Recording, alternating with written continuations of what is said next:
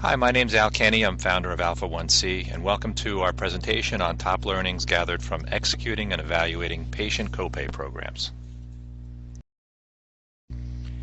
Alpha 1C is a strategic consulting company focusing on predictive modeling, sales and marketing program measurement services, and relationship and database marketing.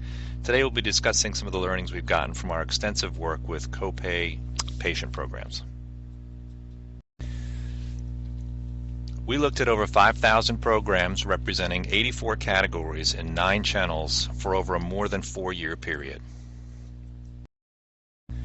Putting a copay program in market is an expensive proposition. Correctly forecasting the best program specifically tailored for your brand can be complex due to the many decisions which need to be made concerning everything from selecting the proper channels to the patients you wish to impact to your offer and its duration. But doing this correctly can have a major positive impact on your brand.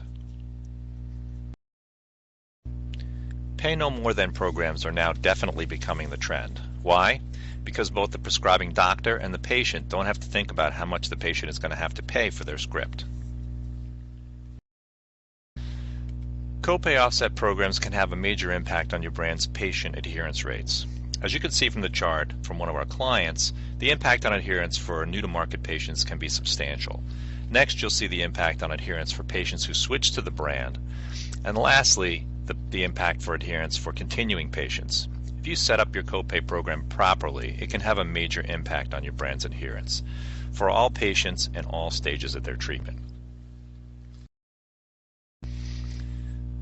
We observe that copay offset programs significantly boost patient adherence to levels even higher than the same brand at a Tier 2 copay, shown here. The patient's incremental adherence was as much as 60 incremental days of therapy. Studies have shown that increased patient adherence can reduce patient hospitalization rates, curb medical costs for insurers, and improve treatment outcomes. There are many influence factors which will impact your copay program, but very few will have more of an impact on your program than the offers from your competitors. The pricing environment is very competitive and getting more and more like a retail store every day. Do you know which offers will have the biggest impact on your business? For most of you, the days are gone where your brand is one of the only 2 in the category with a copay offer. Here's an example of the hypertension category using data from Crossix.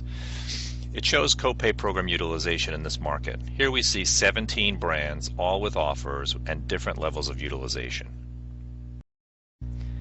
In a busy category, how much impact do you think your offer will have on this physician prescribing to this patient? We feel physicians are becoming more and more aware of the price their patients will have to pay for the different drug therapies and therefore paying much more attention to the copay cards you provide them. In most instances, it's not necessary to match your category's generic patient out-of-pocket price. In this example, we see a brand with Tier 2 and Tier 3 coverage and a $75 average copay. Many brand managers feel they must get close to matching the generic's entry's pricing right off the bat. This isn't true.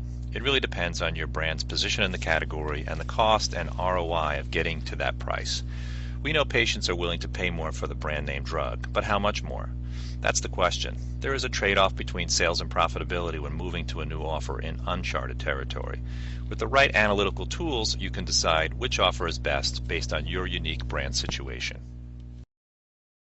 Mandatory opt-ins into RM programs will reduce patient utilization of your offer. Many brands who run relationship marketing programs know that if their RM program is effective, each enrolled patient will increase their days of therapy, about 30 days, changing the line on their retention curve. We know from past history that you will never opt in more than 30% of your patients into any RM program. Many brands utilize a copay offer as the major enrollment tactic into their RM programs. Some programs require the patient to enroll or they don't get the discount. This is known as hard activation. Other programs have soft activation, which means the patient has the opportunity to enroll. As you can see from the graph, requiring some type of activation can reduce a patient's utilization of your offer. The new trend is a dual offer for opt-in. You give the best offer to patients who opt into your RM program and a good offer for those patients that would rather not be a part of your program right now. This way you don't lose patients as you would in a single offer program that requires some type of activation. Including cash payers rarely offers a good return. In this graph, we show an example of the impact on your commercially insured patient base in the green and blue lines, compared to the impact of the same offer on a cash patient in the yellow and orange lines. You can see there is an impact on retention for both patient types, and that both patient types revert back to their original retention rates after the offer expires. In this case, it's month 5. The difference is that you have a very high probability of losing the cash patient completely once your offer ends. It also costs you much more to deliver that discount to the cash payer, driving ROI down. Your offer and cap combination should cover 80% or more of your patient population's out-of-pocket costs. With Pay No More Than programs getting more and more popular, you need to ensure that your offer covers the vast majority of the patients that you are targeting. Let's take, for example, a Pay No More Than $25 offer with a $50 cap.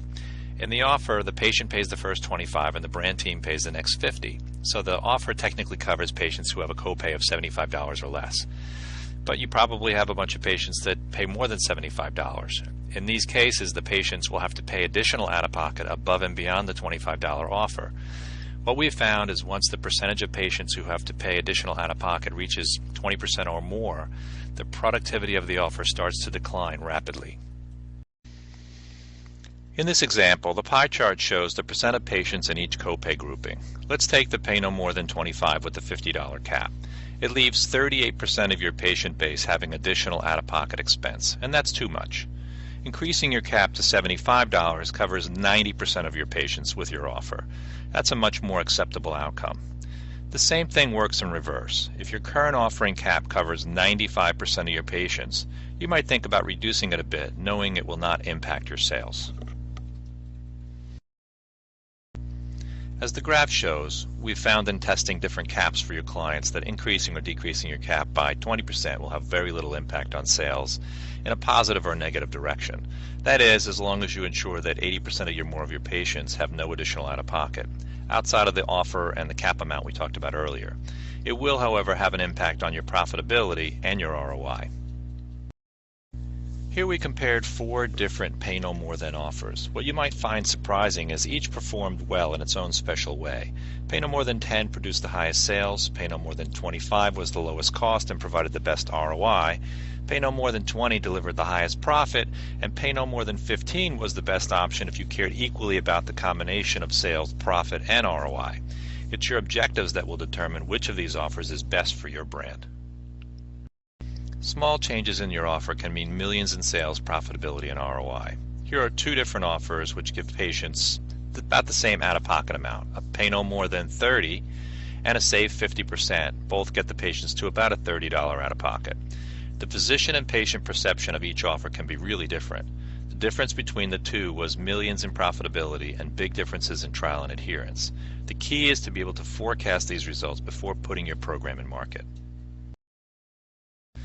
Here's a part of the input section of our model which allows the brand to adjust the weight of their objectives on the fly. This allows them to see a recommendation for an offer which best meets their particular objectives. Your optimal offer needs to be tailored specifically to your brand's objectives and your budget. Offers should be reviewed on an annual basis because your marketplace and your brand objectives are always changing. And lastly, be very careful of the wording of your offer, as it definitely impacts your results. We have a column in our database we call unclear offer. These unclear offer statements can produce up to a 75% less utilization versus other offers with a clear offer statement. We've shown examples of real offers that were in market here. Make sure your offer isn't too complex to understand and that you think through the potential implications of your offer in the physician and patient's mind. For example, you might think it's a good idea to take your Save 50% offer and turn it into a pure dollar savings offer, like save up to $250.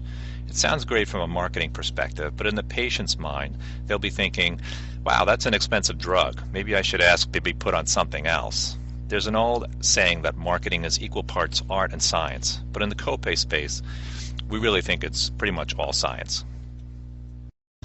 Thank you for your time, and if you'd like the information I provided today, why not give me a call? You can contact me at al@alpha1c.com or the number on the lower left-hand corner of your screen. You can also find additional information in the form of individual voiceover presentations on the 3 models we referenced in this overview on our website.